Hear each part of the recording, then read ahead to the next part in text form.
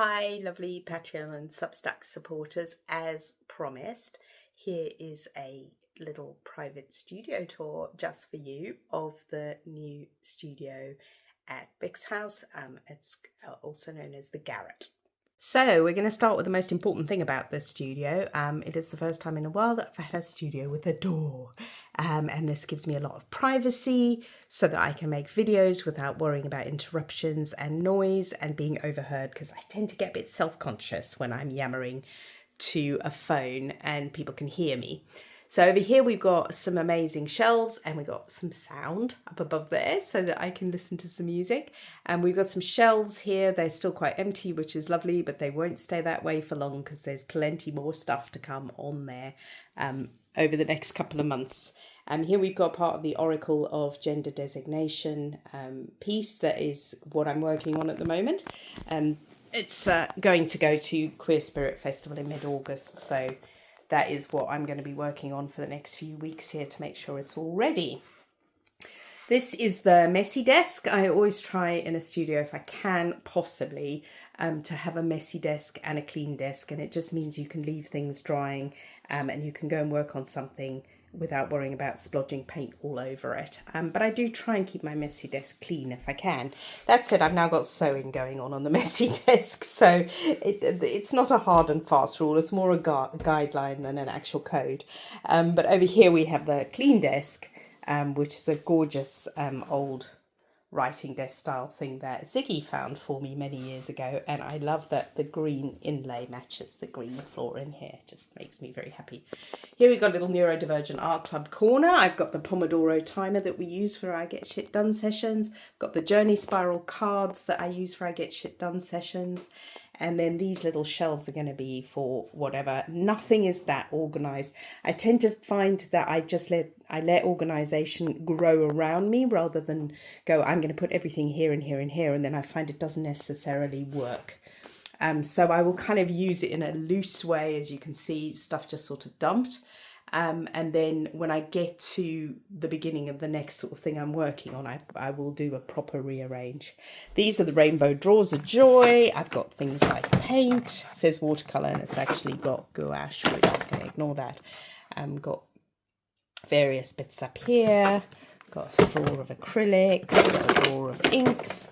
And yeah, there's sort of stuff, there's nothing in those drawers yet, which is nice. And then what I'm working on at the moment, I'm going to be doing today, is stitching some things onto these. So this spooky thing here is a servitor of the Oracle of Gender Designation. And there is a mannequin under there, but these vestments are actually wearable, and Nick and I have worn them as part of our performance for the Oracle. But what I'm working on right now is making them look a little bit less like Dementors or ring wraiths or nuns, because I was struggling to kind of pull them away from that visual language.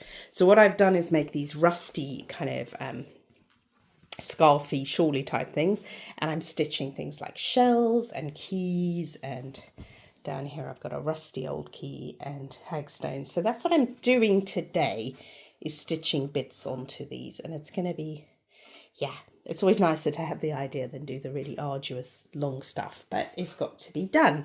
And then here is the best and favourite and most glorious bit. This is the inkle nook. I found this solid wood writing desk with cabinet on top. Look at the glory. And it is going to be for the natural inks, and the collage papers that I make for the natural inks are going to be down there.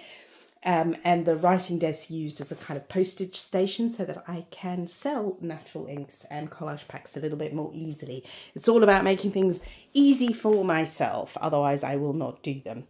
And then I have a lovely comfy chair that my friend Emma was getting rid of, and it's super comfortable and not too big, not taking up too much space. And then I've got a blank white wall.